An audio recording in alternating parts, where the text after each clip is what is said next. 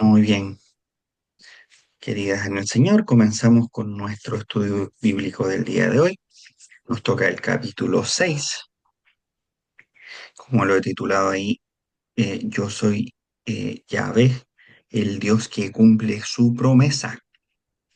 Comenzamos haciendo antes un repaso de lo que vimos la semana pasada, ¿no? Estuvimos conversando acerca del capítulo 5 en que leíamos cómo Moisés había obedecido el llamado de Dios, pero la respuesta del faraón fue brutal, aumentó la opresión. En vez de solucionarse las cosas, pareciese que empeoraban, y esto quebró la esperanza del pueblo, y Moisés termina cuestionando a Dios: ¿por qué me enviaste? ¿Por qué haces mal a este pueblo? Eh, y en este capítulo, en el Éxodo 6, Dios responde, pero responde a Moisés como en la misma dinámica que lo ha hecho desde el comienzo del estudio, no con un reproche, sino con una reafirmación profunda de su identidad, de su pacto y de su plan de liberación.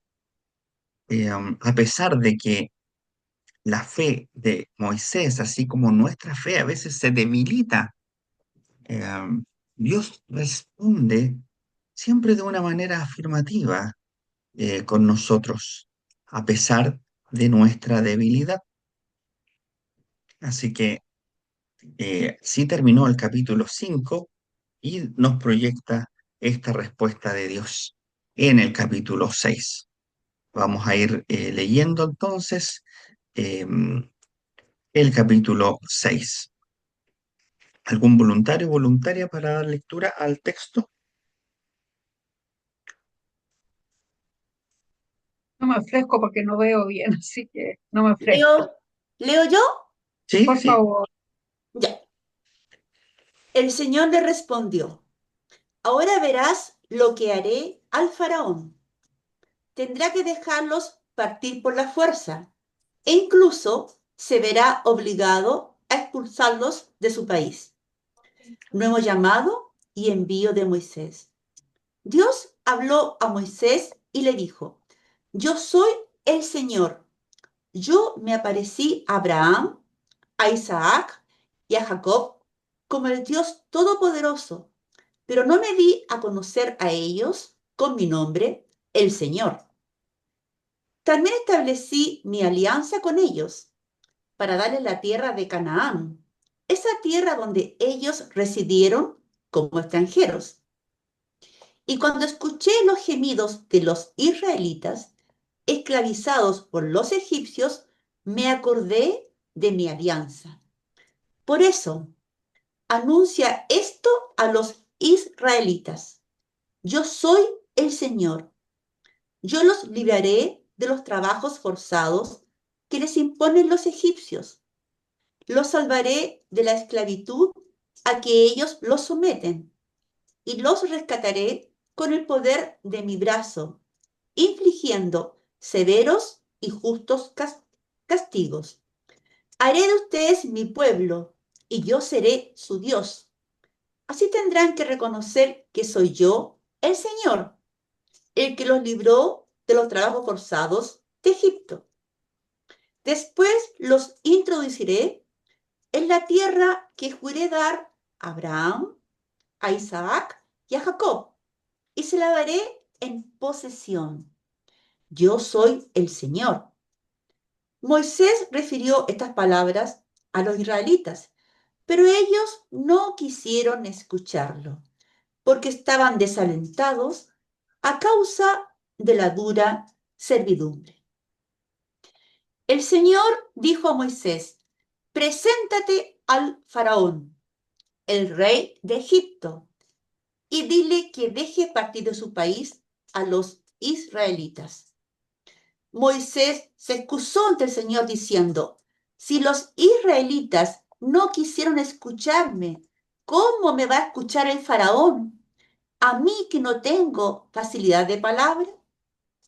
Pero el Señor habló a Moisés y a Aarón y le dio órdenes para los israelitas y para el faraón, rey de Egipto, a fin de hacer salir de Egipto a los israelitas. ¿Sigo? La genealogía de Moisés y Aarón. Los jefes de las familias de Israel fueron los siguientes. Los hijos de Rubén, el primogénito de Israel, fueron Enoc, Palú, Hezrón y Carmí. Estos son los clanes de Rubén. Los hijos de Simeón fueron Iemuel, Yamin, Ohad, Iaquín, Sohar y Saúl, el hijo de la Cananea. Estos son los clanes de Simeón. Los nombres de los hijos de Leví con sus descendientes fueron estos: Gersón, Kehat y Merari. Leví vivió 137 años. Los hijos de Gersón fueron Libni y Simei con sus clanes. Los hijos de Kehat fueron Amram, Izar, Hebrón y Uziel. Kehat vivió 133 años.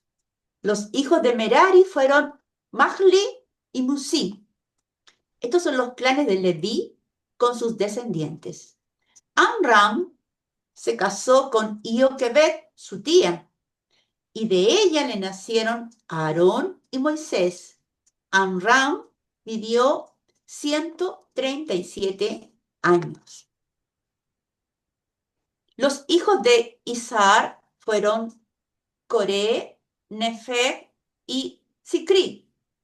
Y los hijos de Uziel fueron Misael, Elzafán y Sitri. Aarón se casó con Eliseba, hija de Aminadab y hermana de Naxón. De ella le nacieron Nadab, Abiú, Eleazar e Itamar.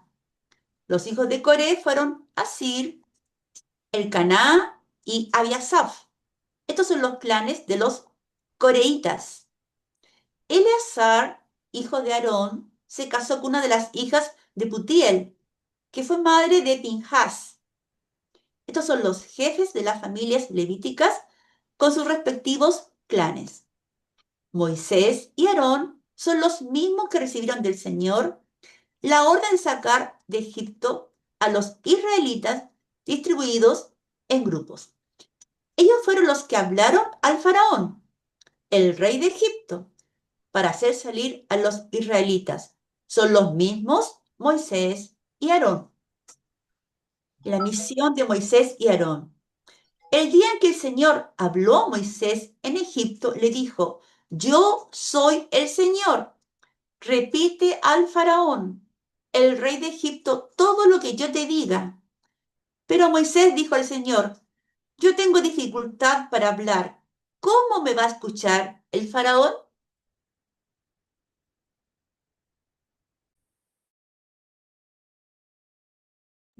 Ay, sí, muchas gracias, Miriam. Eh, Tenemos ahí en el texto eh, cómo se sitúa en medio de la frustración, porque Moisés finalmente, después de todos los reclamos, de toda la historia que hemos visto, obedeció el mandato de Dios, enfrentó al faraón y el pueblo terminó peor que antes. Y Moisés clama a Dios con una queja sincera, como lo comentábamos en la clase pasada.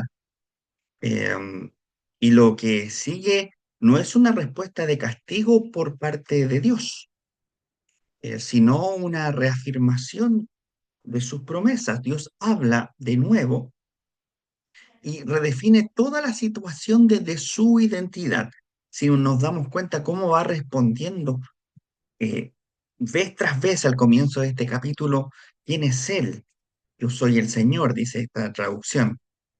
Y este capítulo es uno de los discursos teológicos em, más grandes del Antiguo Testamento, porque contiene el manifiesto divino que articula el corazón del pacto entre Dios y el hombre, o Dios y Israel, que es lo que figura en el texto.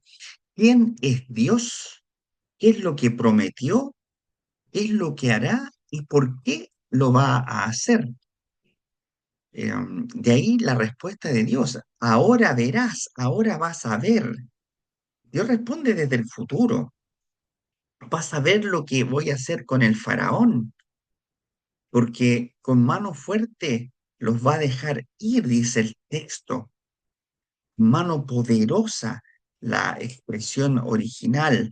Este concepto es recurrente en el libro del Éxodo, como símbolo del poder redentor de Dios. Y no se trata de una fuerza o de un poderío militar, sino de una acción soberana y decisiva de Dios sobre la historia del pueblo que está en relación con él. En la mentalidad del antiguo cercano oriente, mano fuerte era una imagen de autoridad total. El faraón gobernaba con mano fuerte, pero ahora se anuncia que una mano más fuerte, una mano más grande, va a intervenir. Dios no se queda entonces en la retórica espiritual, responde a la opresión con actos concretos de un poder que libera. Y por eso que repite una y otra vez, yo soy Yahvé o yo soy el Señor. Yo me aparecí a Abraham, Isaac y Jacob como el Shaddai. Yo les di a conocer mi nombre, Yahvé. Ahora, cada vez que en el Antiguo Testamento veamos que dice el Señor o yo soy el Señor, como les he comentado anteriormente, es porque para los hebreos, para los judíos, el nombre de Dios, el tetragramaton, esto que eran cuatro letras, YHWH, era algo tan grande que no podían mencionar. Entonces, cada vez que está escrito en el texto hebreo el nombre de Dios en el Antiguo Testamento, hay una nota al margen que dice, léase Adonai, que significa mi Señor o el Señor, que es traducido generalmente. Y eso es lo que las traducciones contemporáneas hacen. Ponen el Señor o mi Señor. Traducciones más antiguas, como las primeras traducciones al inglés, al alemán, al español, intentaron hacer una mezcla entre el nombre Adonai y las cuatro letras del nombre de Dios, que en algunos idiomas en vez de Y es una J, sería JHWH, y quedaba algo así como Jehová si lo leemos eh, en español. Después Jehová fue pasando cuando se transliteró al otro idioma, a nuestro idioma, y algunas Biblias antiguas aparece en vez del Señor, Jehová en español y en alemán su correspondiente eh, transliteración, así como en inglés. Por eso que se encuentran Biblias antiguas, ya sea en esos tres idiomas o en realidad en cualquier idioma, se utilizaba mucho esto de poner el nombre Jehová.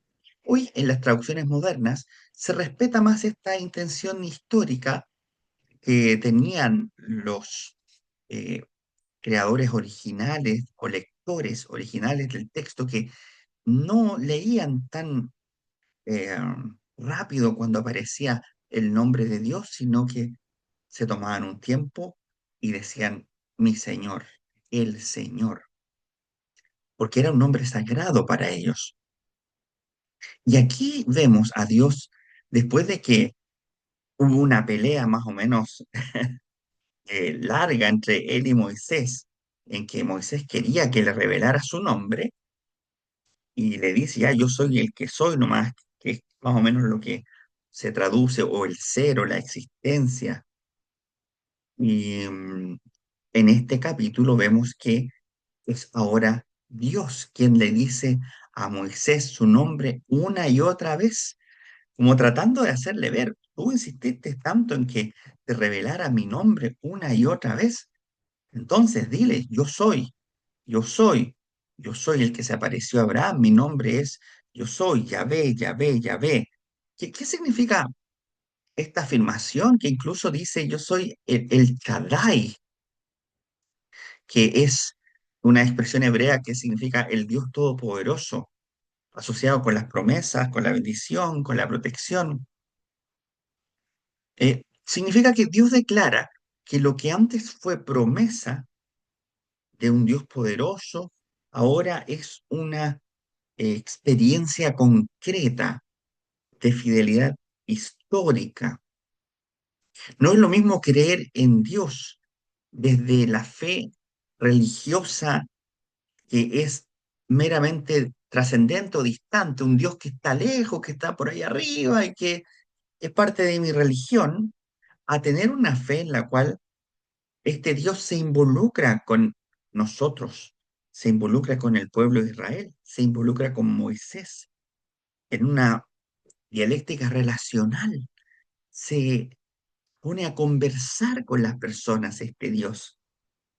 Entonces, el nombre revelado acá una y otra vez ahora en este capítulo de Dios no es una etiqueta teológica, sino que es una afirmación a la narración, que es el Dios que se define por lo que hace por su pueblo, por la relación que tiene con su pueblo. Me acordé de mi alianza, dice el Señor acá. Me acordé. Entonces, vemos que Dios responde con acción, con afirmación de quién es Él, y no le dice a Moisés como algún reproche o lo reta, sino que lo afirma en su fe. ¿Y qué hace Dios cuando nuestra fe se debilita? ¿Cómo responde Dios a nuestras quejas sinceras? La respuesta la encontramos aquí en el texto. A veces pensamos, por esta tradición que tenemos, que viene del mundo de la cristiandad católica, eh, que tiene mucho arraigo en nuestro ser, pensamos de que cuando nuestra fe está mal, como que Dios se va a enojar con nosotros, o nos va a escuchar menos, o estamos más distantes de Dios si nuestra fe empieza a tambalear. Lo que nos muestra el texto acá y lo que nos muestra el Antiguo Testamento en general es que no es así. Es que a pesar de que nosotros estemos con una fe débil, Dios responde a nuestra debilidad, a nuestras quejas sinceras, con afirmación de quién es Él para nosotros y qué es lo que va a hacer. ¿No les parece maravilloso? Y que así nos revele su nombre, el nombre como promesa activa. Una y otra vez le dice su nombre a Moisés, una y otra vez, para recordarle eso que tanto le preguntó. La respuesta que se ganó es para que la comparta con el pueblo. Él se apareció a sus padres como el Shaddai, el Dios Todopoderoso, pero ahora les revela su nombre verdadero. Ese es el Dios que se le presenta a Moisés y le declara que él se va a acordar de su pacto, de su alianza. Yo he oído el gemido, me he acordado, he recordado. Y en la Biblia, recordar no es solamente un proceso mental, sino que es una parte activa del pacto. Dios es activo en lo que Él hace con su pueblo, en lo que hace con nosotros. Él recuerda, él, esto es incluso algo emocional. Eh, es una emoción que nos hace ver el autor del texto bíblico que Dios tiene, que Dios alberga para con su pueblo, que el clamor Él lo escucha. Y por eso es que Él promete una acción de salvación y da distintos verbos ahí como yo los sacaré, yo los libraré, yo los redimiré, yo los tomaré, yo seré, yo llevaré, yo daré. Increíble cómo vemos eh, a Dios aquí ah, proclamando 7 acciones salvadoras, mostrando el plan completo de redención y de pertenencia. Es un lenguaje de amor, de pacto, de alianza, que no solo libera, sino que transforma la relación que podamos tener con Dios y ya sale de una religión de un Dios distante y nos aterriza en un Dios cercano que se acuerda de la alianza o pactos que ha hecho con nosotros, de sus promesas, mostrando una fidelidad inquebrantable. Eso es Dios para los israelitas y que se empieza a mostrar desde el Génesis hasta ahora. Y eso es Dios para nosotros también, un Dios cercano, diferente, como les digo siempre, a los dioses del panteón romano, griego, los dioses de los persas, los dioses de los babilonios, que eran dioses distantes, dioses que incluso se regocijaban a veces en el sufrir y en el lamento humano. En el relato de la creación babilónica, nosotros éramos creados por la pelea de los dioses. Y acá en el relato de Israel es un acto de amor y Dios mira que todo lo que crea es bueno.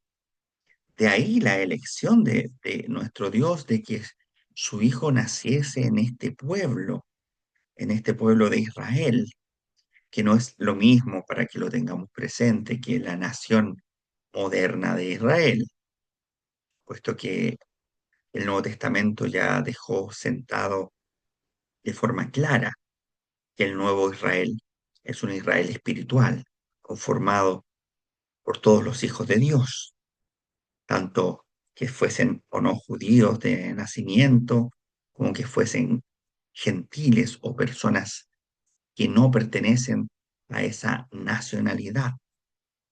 El Israel se transformó en un pueblo mundial, espiritual, de todos aquellos que deciden creer en el Señor Jesús.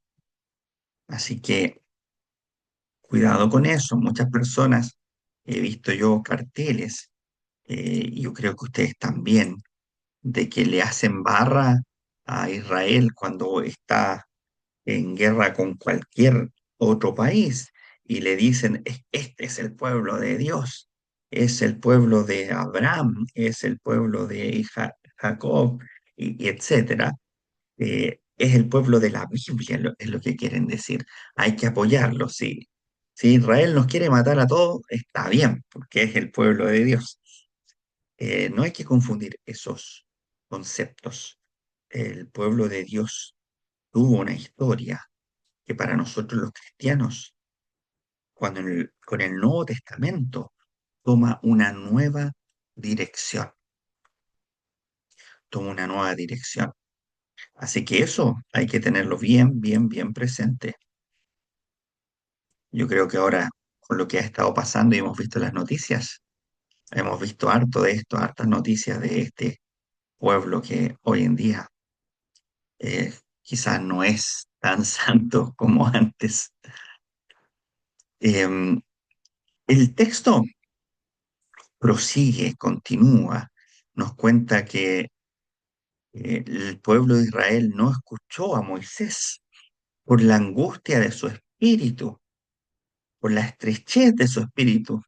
Estaban acongojados, o sea, el faraón los hizo trabajar más duro. La expresión de que estaban agotados, de que su espíritu tenía una angustia, es algo profundo. Es una especie de depresión. Es como que vamos a seguir siendo esclavos nomás. Moisés es un vendedor de pomada más.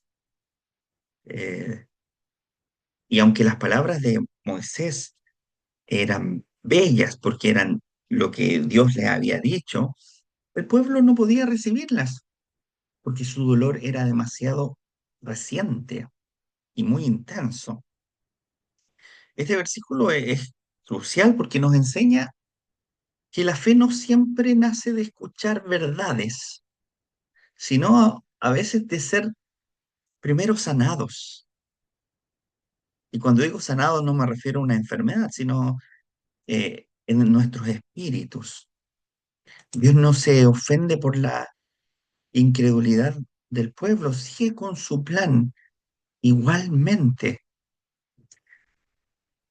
y Él nos sana. Yo recuerdo que cuando era niño, mucha gente iba a las iglesias eh, para buscar la sanidad de Dios cuando no había en ningún otro lado. Iban a que un cura, que un pastor orara por el bebé, por el hijo enfermo, para buscar eh, sanidad. Y muchas veces esta era la última opción.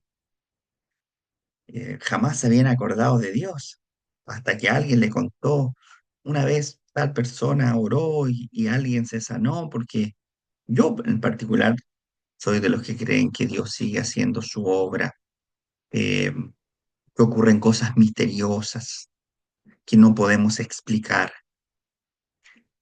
Y en esa época muchos se sanaban. Quizás podría haber sido hasta más por la fe de las mismas personas, porque hoy pareciese que no fuese tan así.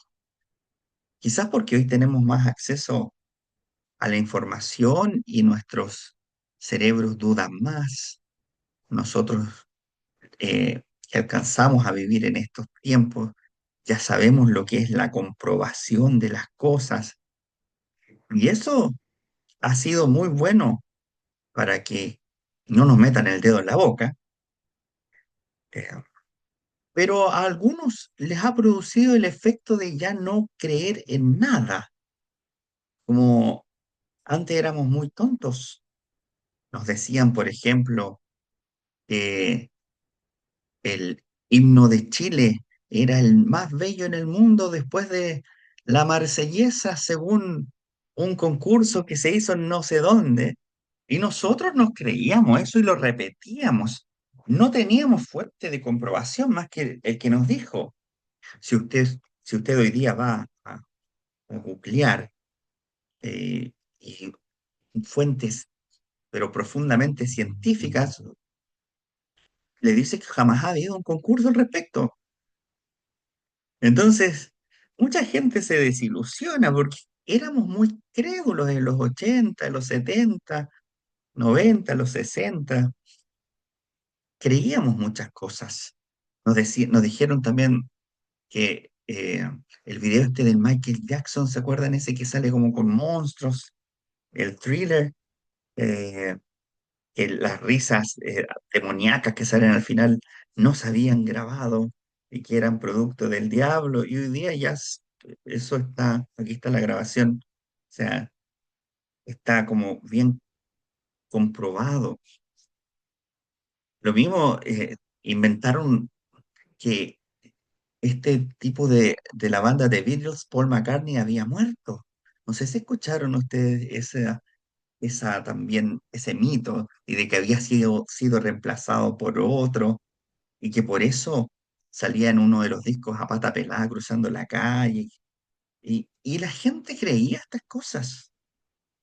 Así como era más fácil también antes creer que la Tierra es plana.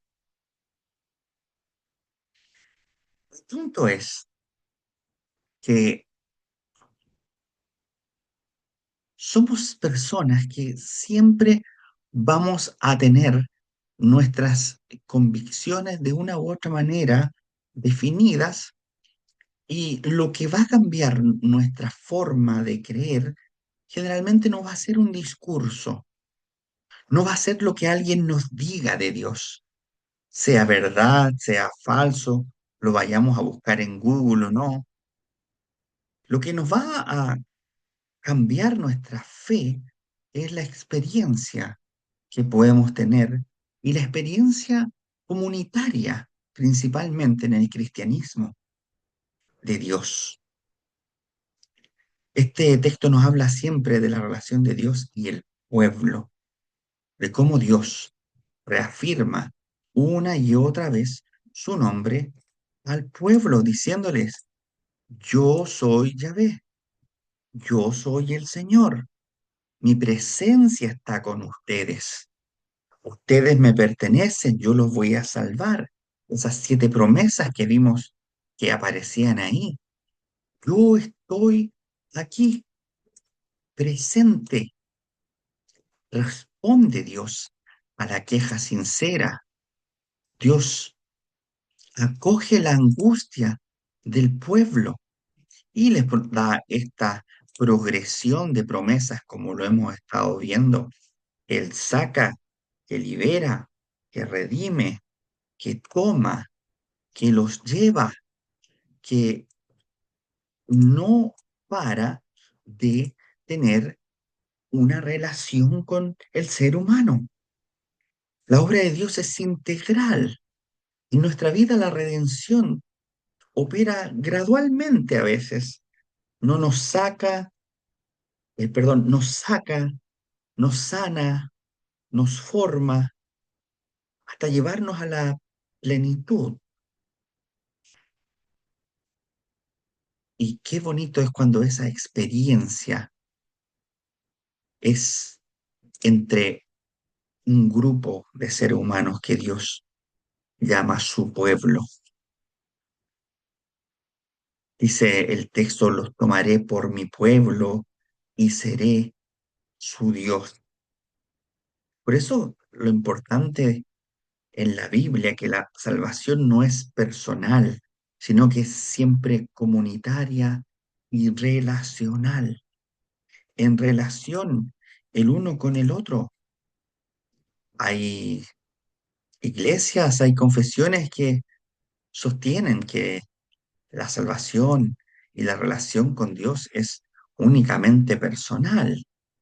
Esto se acuñó bastante en Estados Unidos, que em, si bien es cierto, es algo que tuvo una aceptación muy grande aquí en Latinoamérica, porque desde Estados Unidos es donde se realizó la evangelización más grande no católica aquí en América Latina, y se transmitió esa identidad cristiana individualista que tienen las iglesias evangélicas en Norteamérica, el Dios personal, el Dios que es tuyo y que no es del otro. Y ahí se genera un poco lo que ocurría en el antiguo cercano Oriente, en que si el Dios de verdad, el Dios verdadero es mío y no es tuyo, entonces yo te puedo pegar a ti en el nombre de mi Dios. Eso es lo que se daba en esos tiempos y que hoy en día se sigue dando. El Dios es mío y no es tuyo. Y luego el texto nos muestra eh, la genealogía, la historia del pueblo, en que esto que leímos que parece un tanto latero a veces, en especial cuando avancemos más allá y leamos, por ejemplo, el libro de los números o las crónicas o distintos otros libros del Antiguo Testamento en que hay genealogías que son, interminables. En la cultura hebrea, la genealogía es una manifestación de la identidad en medio del caos, porque de dónde vienes les recuerda hacia dónde van. Muchos estudios eh, sitúan la redacción de esta sección, especial en la forma actual en que la tenemos, después del exilio o durante el exilio del pueblo de Israel a Babilonia, por ahí por el siglo VI, aunque con capas más antiguas, como les he comentado. eh, existe más o menos un consenso entre los estudiosos que gran parte de los libros, en especial del Antiguo Testamento, no es que alguien se sentó y los escribió todos de corrido, sino que son más bien colecciones que tienen dentro de sí mismo colecciones. Y hay que identificar con un estudio serio más o menos qué pedazo corresponde a qué parte de la historia en cuanto a su escritura. Y algunos que estudian en profundidad esto lo sitúan ahí en el exilio babilónico, cuando todo el pueblo de Israel fue sacado de su tierra y fue llevado en el siglo sexto antes de Cristo a Babilonia, en que el pueblo estaba nuevamente oprimido, lejos de su tierra, sin templo, sin rey, y este texto les recordaba que Dios no los olvida, que sabe quiénes son sus padres, sabe quiénes son sus hermanos, sus hijos. Según los teólogos Asman y Walter Bruggeman, dicen que el Éxodo es una especie de contramemoria, una narrativa que se opone a la historia imperial y afirma que la libertad, el pacto, la alianza y la fidelidad son una obra de un Dios diferente, no del faraón, no del imperio. Entonces, Éxodo nos revela que Dios se presenta como fiel a su nombre, fiel a su historia. Que las palabras Yahvé o el Señor, mi Señor o Adonai, cuando decimos el Señor, no son una repetición vacía, sino la raíz teológica de la confianza. Que el sufrimiento que podamos padecer en nuestra vida no detiene nunca la fidelidad de Dios. Aunque incluso nuestra mente se nuble, aunque se turben nuestros corazones, aunque pensemos que nuestra fe es débil y por lo tanto Dios está más lejos, el texto nos enseña que no es así, que Dios está siempre, siempre cerca de nosotros. Y es por eso que Él revela su nombre y lo hace en una declaración aquí 4 veces, creo, colocándola como columna vertebral de este discurso. El nombre de Dios se revela no como una esencia abstracta, inmaterial, sino como un acto histórico.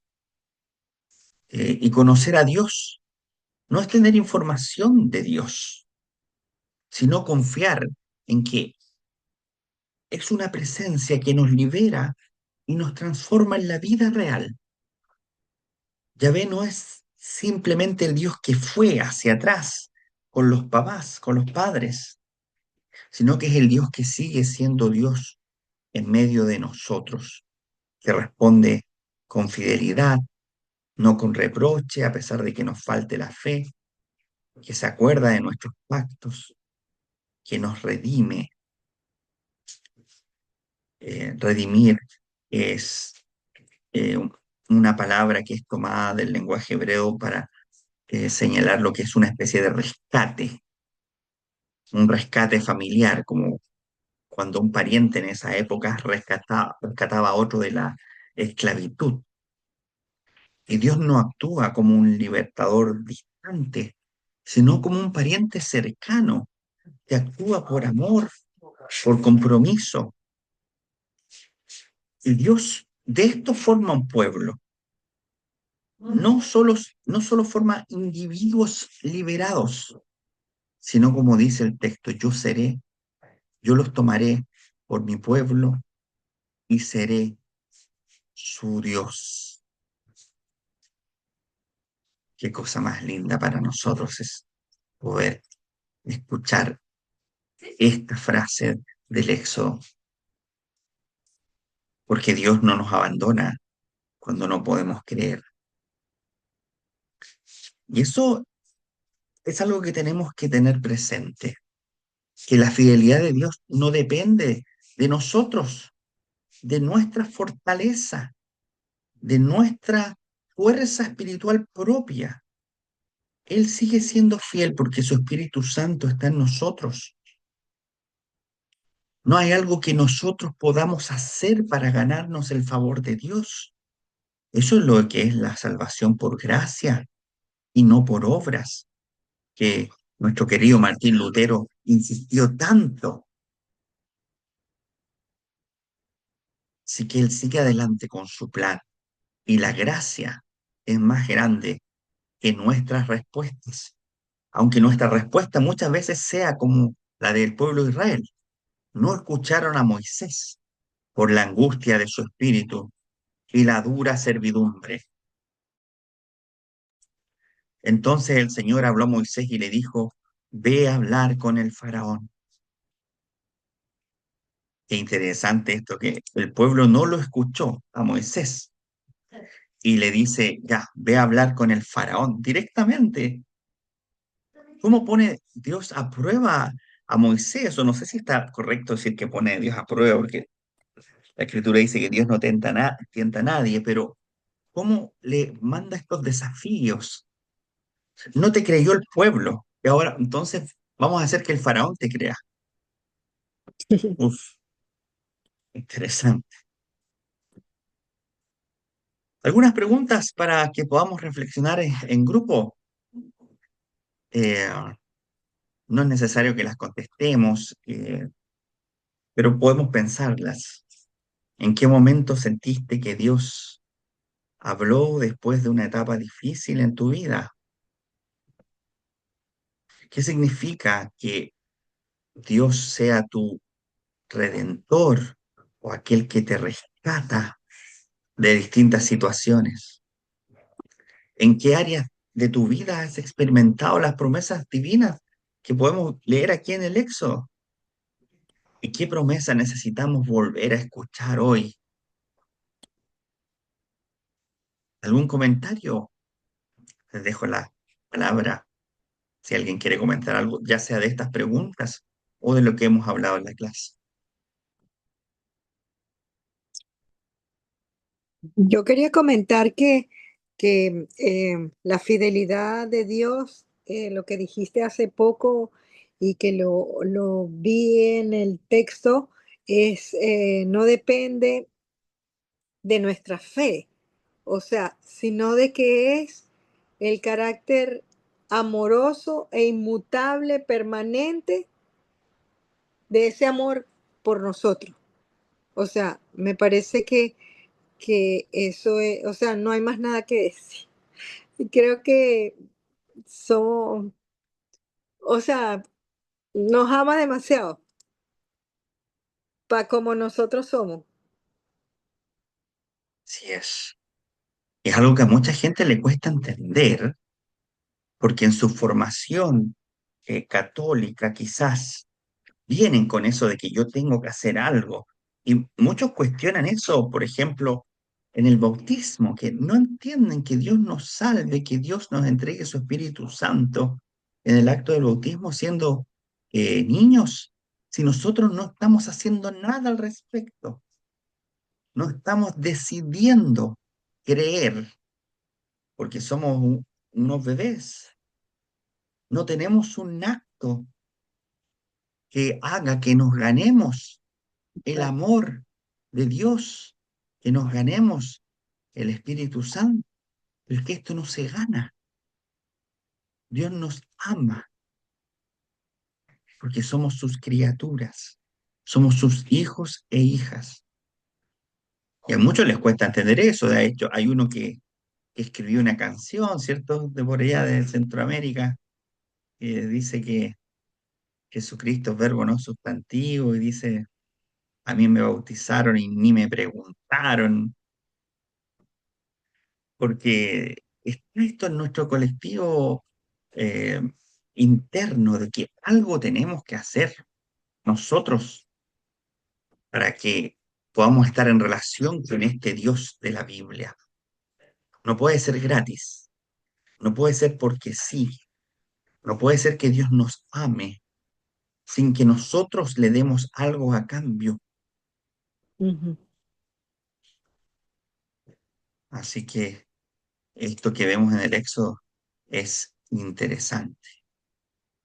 Como resumen de el capítulo, Vemos el nombre de Dios, la fidelidad de Dios, el clamor humano, la compasión del Señor, la redención o rescate de Dios, que es un proceso, la formación del pueblo que refuerza Dios su identidad, que cuando muchas veces hay una fe rota, Dios muestra comprensión Ujú. y que en la fidelidad divina podemos ver la gracia de Dios. Yo soy el Señor, yo los tomaré por mi pueblo y yo seré su Dios. ¿Qué les parece? Amén, ¿cierto? Amén, sí. Amén, viene a decir el Mateo que anda dando vueltas por acá. Sí, pues, queridas, el Éxodo 6 nos muestra, nos hace ver que la fe en Dios no es algo que Él nos esté eh, exigiendo como una contraprestación para amarnos,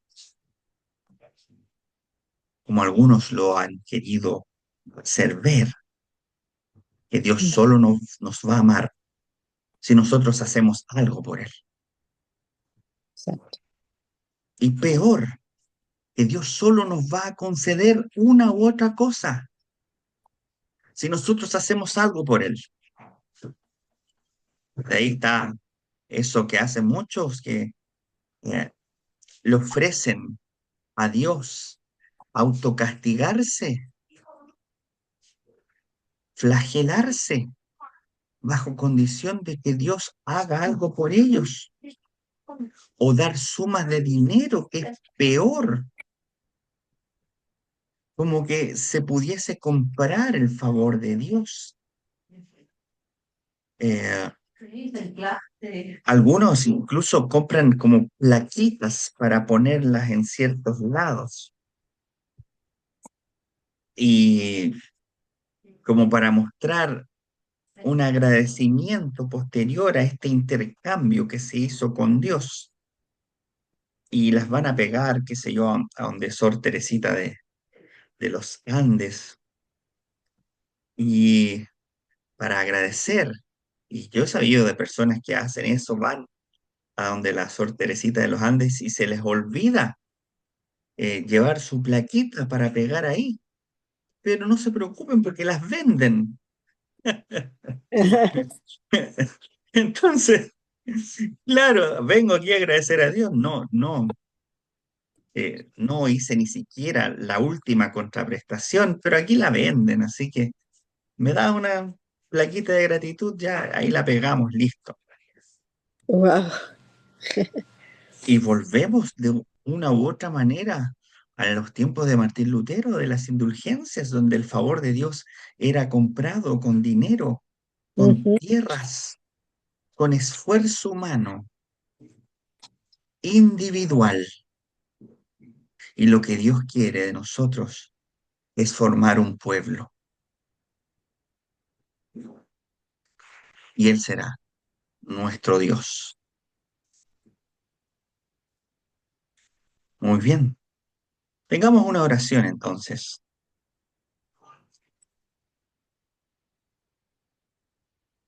Oremos.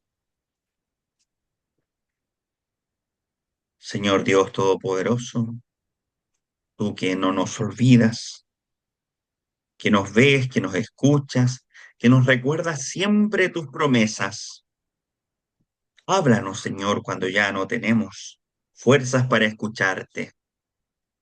Tómanos como tu pueblo, aun cuando el dolor cierre nuestros oídos, y llévanos hacia la tierra que tú nos prometes, no por nuestros méritos, sino por tu fidelidad.